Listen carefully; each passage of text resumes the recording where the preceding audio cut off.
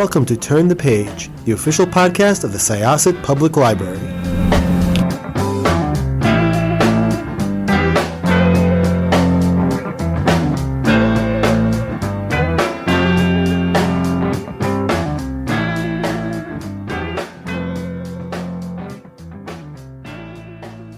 Welcome to Syosset Library's podcast. This is Jessica. I'm your host tonight, and I am here with a debut author of a really cool Romantasy series. This is Romantasy, right? Yes, I would definitely call it Romantasy. Alex Kennington or Alexandra Kennington. And I have to say, I was taken in by the premise of this book, taken in by the title of this book, and it was definitely a wild ride with a lot of things that I enjoy out of the genre. So, first of all, I just wanted to welcome you to Syosset Library virtually. How are you? I'm doing great. Thank you for having me. So, why don't you tell us a little bit about Blood Beneath the Snow and where all of this began for you, where Revna's journey and just all of the lore began that made up this story? Yeah, totally. So, Blood Beneath the Snow is a new adult romantasy. It follows a princess. Her name is Revna, and she does not have any magic, but she lives in a world where having magic is very important. And in order to help her friends and, fight for some equality for people like her, she enters the competition between her brothers for the throne. It's a fight to the death, Hunger Games style thing going on for whoever's the last person standing takes the throne. And then she is promptly kidnapped by an enemy general who they are at war with, only to find out that he has kidnapped her to train her to win these trials. And from there, the story just kind of goes. But yeah, I don't know, Rebna's story has taken me all over the place. I started writing it in 2019. I remember I was trying to write a novel in a month in November, and I had a project that I was working on. Wait a second. This began as one of those nano project. Wow, there's so many great authors whose books have bloomed from that. That's really cool. I would have never guessed. That said, it's been a while since 2019, so you had some room to grow. But please continue. No, for sure. I mean, I think back and I had another project I was working on, and all of the advice that I had seen from authors up to that point was finish something. Once you've finished a draft of something, then you can kind of figure out the rest. And I was a little ways into this book that I was working on, and I was not loving it. I don't know what exactly was wrong with it, but it just was not keeping my attention the way I wanted it to be. And I remember that I was also taking a college class where writing for that was kind of my assignment for that novel, turning in just like a few chapters here and there. And I remember I'd started trying to distract myself from working on that book by kind of daydreaming about other stories. And that's where I got kind of two ideas at the same time. One of them was, a princess with lots of brothers living in a world where she did not have any magic, but they did. And then the other idea was, what if in order to take the throne, there was a tournament to the death, essentially, between all of the royal siblings. I thought, Hunger Games was my childhood, my teenage years, and I loved that concept of, a big high stakes, deadly competition. And so I wondered, what if instead of it just being random people from all over the place, what if it was people you knew, people that you were close with or even related to? And so from there, I remember I kind of thought, well, okay, I'll give this a month and see if I can get something down. And if not, then I'll go back to my other idea. I started working on it, and from there, it just kind of flew out of me. It was not good, I will say that. But, the 30 days came and went, and I had like a beginning and an ending, and it wasn't great. So, from there, I, kind of immediately took it and was like, this needs to be scrapped and started over. It was easy to look at it and see, where I had maybe gone wrong and where things could be improved. I think too back then, I had done a ton of reading, but it was hard. I didn't have as much writing experience just, because of time. I hadn't sat down and written enough to really get there yet. So the finished product that I wanted versus the draft that I had was very different. So from there, I just, I opened a blank page and I made some notes and I started rewriting it again from the beginning with the hopes that it would be better that time. And I think I ended up rewriting it from scratch probably 5 times, like start to finish, before it was decent enough to have someone else read it and say where they thought I could improve it. It's changed a ton over the years, but I'm really proud of where it's ended up. It's fascinating to think about this final draft in actual book form versus the thing that 2019 me managed to kind of stick together and hope for the best on. So, yeah. I mean, it really was wild. And I myself have done NaNoWriMo. So yeah, I know how that is. I know the initiative still is sort of a thing that people really like to do, and I agree with, the idea of just getting something out, whether or not you like it or not. But this is something that was definitely like when it, now what the finished product, what we got was just a really deep, rich world with lots of lore, lots of great characters. I was hooked on Revna and her whole effort with her friends in the beginning, to find out like what the people with magic who were supposedly blessed by the gods did with the people who had no magic. I don't want to say anything because it's shocking. And like when you open the book and I don't want to rob anybody of that scene because it was great and also terrifying. But another thing I really yes, like the idea of the tournaments and the trials were great. I do love me some morally gray characters though, especially a villain who might not be as much of a villain as you think, or at least has motives that are different. And the fact that he had like such, the Hellbringer, like this name, that's so, you hear it and you're just like, well, that guy can't be a nice guy. And then, you meet him and you start to learn more about him and see that he seems to, he has these ideas for Revna to help her defeat her family. It was very interesting. And I think the more we read about just morally gray characters or talk about, think about redemption arcs or whether or not a character needs to be redeemed, I think the better stories we get.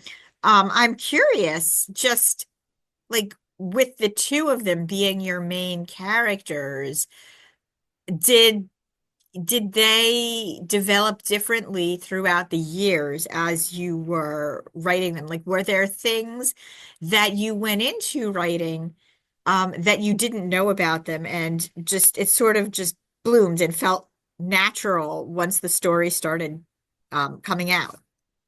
Yeah, no, that's a super great question. Revna has surprisingly stayed very much the same through the years. She's fiery and she's angry at her core. I think this is a book that I don't know. I feel like every book I've written and drafted has kind of helped me figure myself out a little bit. And I think there's a lot of anger that lives in me, even that I just don't often know how to express. And so it was nice to write a character who was mad about a lot of things and was not afraid to just yell about it if she was mad. And so she has, I think, surprisingly stayed very similar over the years. The Hellbringer, though, he was an entirely different kind of story. He was very much an enigma at first, where, I had this idea that I wanted there to be this enemies to lovers romance. I wanted there to be two people on opposite sides of a war who, maybe were after the same thing in the end and they felt the same way about their lives. They were experiencing the same things, even though those things looked different. And so for a while, I really just, kind of plodded along. And the Hellbringer, I think, for several drafts, felt like just kind of a cardboard cutout, just standing there. And it wasn't until, a much later draft that I really sat down and had to think about, okay, what does he want? Where is he trying to go? And I think that turned him from, I guess, like a villain who maybe isn't as villainous as we think to kind of almost like a sad lover boy kind of is how I would describe him, where he's angry too, but he's definitely more grumpy than anything, whereas Revna will tell you exactly how she's feeling. He kind of just shuts down, which that was kind of a fun dynamic to write, where they would argue about stuff like that. But yeah, his backstory came to me very slowly. Revna's whole thing of being the only non-magical royal child, that was there from the beginning. The Hellbringer, I was like, well, he's got to be mysterious. How do I make him mysterious? So every draft, I think he became a little bit clearer until he finally kind of solidified into, okay, these are what your motivations are. This is how he feels about training her versus, whether he wants to be doing that or what he would rather be doing. It developed a little bit more slowly for him, which I think is interesting to kind of think about. But yeah. I mean, I really, as somebody who grew up loving anime, I really like the complex characters who have these backstories that sort of make you think not just about, what makes somebody evil, but just about how we define things that are good also. And I think that there's a lot of that in this story as well, although it's pretty clear that like Revna's family does some pretty terrible things from the beginning, and that they're, while they see themselves as, lawful or just, or, like blessed by the gods, the things that they're blessed to do, they think that they're doing with their magic is terrible. And I think that that's just sort of a really good just look at people in general. A lot of people who seem to feel like they have to, they're charged to do these things. They either go about it in really terrible ways, or they don't necessarily use what they have to do good things. And I thought that that was really interesting also. Revna herself, she has her friends who are rebels, and she was almost like taken in by them and given purpose with them. And a lot of her motivation comes from wanting to, protect them as well. And I thought that, that was also extremely interesting. There's just a really good hierarchy of, layers and layers of how the society works.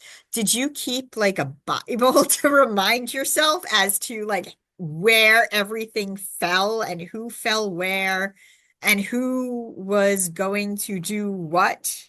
I really probably should have, but surprisingly, I didn't. I think part of that was because a lot of the world building and the layers of that hierarchy changed a ton from the first draft. Uh, I don't know. The world building was something that took me a while to kind of really get right. I knew that certain elements were going to be in there, but I think with every draft, I realized, oh, there's another layer I could add here that is going, like, it makes me think, and I think that's interesting. So I'll add that in this round. And by the end, I don't know. I remember trying to keep a little series Bible, actually, like starting one and then finally just being like, no, I'm changing way too much all the time. So I probably should go in and make one, but for now, I'll just flip through the finished copy and hope that I can find all the answers quick enough. No, I really you have just so much respect for all of the layers and all of the threads that come together. And, in general, I feel like fantasy is, I could be very trite and be like fantasy is an escape, but it's also a mirror, I think. And it is cathartic to think about things that are very serious but add magic in them, because sometimes what's real is just too much, if that makes a lot of sense. But I did think that, you did a really good job of world building. But it also, I'm curious, were you always writing fantasy? That is a good question. Most of the time, yeah, I was writing fantasy. I was doing a little bit of science fiction here and there, but all the books that I hadn't finished a book before until I wrote this one and drafted it way back when. But, I'd written some in high school, and back then, I'm just thinking about all the novels I tried to write back then that none of them made it very far, but it was definitely, there were elements of magic, and then dystopia was big when I was a teenager, and so there were lots of dystopian settings and themes in there too that I thought were fun. I think it's interesting too in sci-fi that like technology can sometimes take the place of what magic does for fantasy books. So some of it felt a little bit like that, where you still have that fantastical magical element, even if it's supposed to be a little bit more grounded in science. So yeah, I've always loved fantasy. That's what I read as a child. I couldn't put me anywhere near a nonfiction book. I'd get so bored. But fantasy was always what hooked me and what drew me in. And I think you're totally right that it serves very well as a mirror in sometimes ways, sometimes fantasy is an easier way of seeing what's in front of us if we're not ready to acknowledge it. And I just remember having lots of like big life questions when I was writing the book and thinking about, okay, well, can good people do bad things that they think are good? And can bad people do good things that they think are bad? And what does that look like for different people? And if this person is in this scenario, then their right and wrong probably looks very different than someone else's right and wrong when they're in a different scenario. So it was just kind of really fun to play around with those and ask myself big questions while I was working them out in the mirror of a fantasy setting. Do you write with music? I do most of the time. I have like music scores, like movie scores that I'll draft to sometimes because if I listen to too much music that has lyrics, then sometimes I find myself like typing the lyrics of the song without thinking. I get distracted. But then too, if I've listened to a song with words enough times that I can kind of zone out while I'm listening, or if it really strikes a chord for me with the story that I'm trying to tell, then I'll write to those too. I've got like a little playlist set up for the book that I like putting it on when I write because it gets me in the mood. It's like it almost trained my brain like, oh, when these songs play, we're thinking about these characters. So yes, I most of the time I do write with music. What are some of your favorite properties, fantasy or otherwise? It could be books, it can be TV shows, anything that you love that you recommend, especially if someone likes this book, like maybe like a watch alike, while we're maybe coming back to this world eventually. Yes, there will be a sequel. That's what I was hoping. Yes. Yes, yep, it's planned to be a duology. Oh, that's a really good question. I'm a sucker for Star Wars always. That's kind of where my love of stories really started, was watching all the Star Wars movies when I was a kid, and I was a prequel era child, so all the prequels were coming out when I was finally old enough to actually make sense of what was happening in Star Wars. And I remember listening to some of the adults in my life complain about the political storylines, but I loved them. I thought they were so fascinating, and it was fun to see a narrative that took like really deep political intrigue and romance that was kind of doomed in its own way and melded them together. So I don't know. Star Wars is really my go-to. I think Did when you it have comes, you watched the Clone Wars and all the cartoons? yes, So yeah. good. I mean, I have to say, like, like you want to talk like political, f science, fantasy, whatever. So, Yes. so good. Oh So, yeah. so good. I love just how poignant it is throughout the years. I think so many of those themes that are in Star Wars are just kind of universal and they repeat themselves in history over and over again. So I don't know. I love all of the animated shows and stuff too. They're so much fun. I think when it comes to other romantasy books that are similar, I it has been a long time since I read it, but I remember the Red Queen series was a big one that I really liked when I was a teenager that kind of pushed me more again in the direction of like royal political intrigue and all of those fun things. Some more recent books that have come out that are similar. I really love the Hurricane Wars. That one is just so fun to me. It's again that premise of two people on opposite sides of a war. I know it started as Star Wars fan fiction, which I think is really fun too. Another would be A Fate Inked in Blood by Danielle Jensen. That one's got kind of that one's more Norse than mine. Mine, I call it Norse vibes.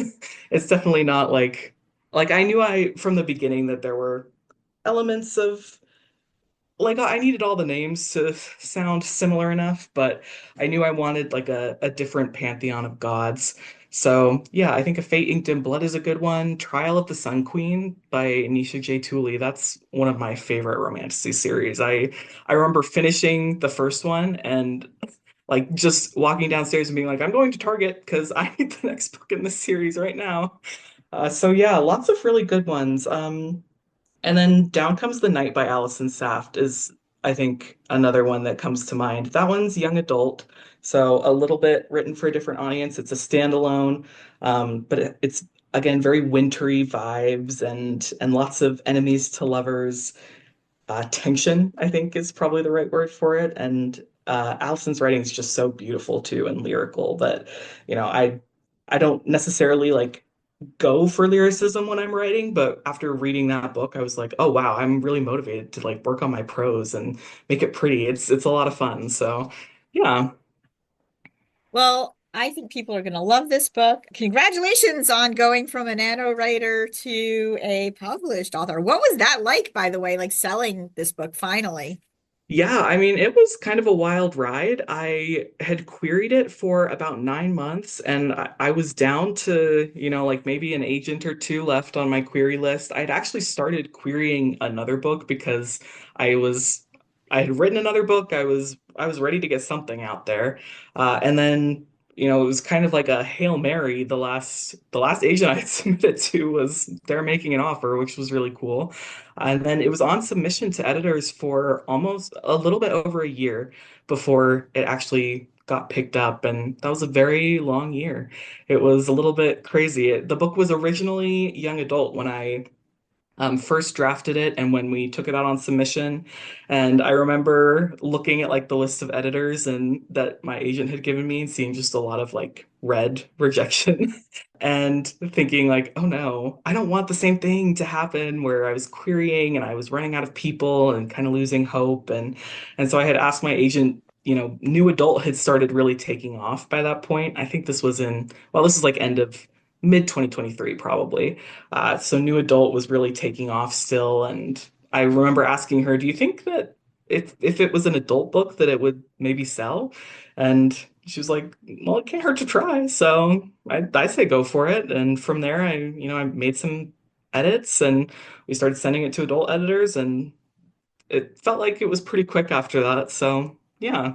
I mean, I think, one of the things I talk about a lot, just about, romantasy and, these types of books is that I think I mean, I don't think, I know, I see that there's a market for adult readers that still has the big feelings that YA has, but also can be felt, can be fit into the world of adults because like you don't stop feeling those big feelings just Yeah. because you're not a teen. I mean, YA for years, once it really started exploding, was read widely by adults. And I do think that is why we are seeing a lot of this, a lot of openings for books like Blood Beneath the Snow in the market.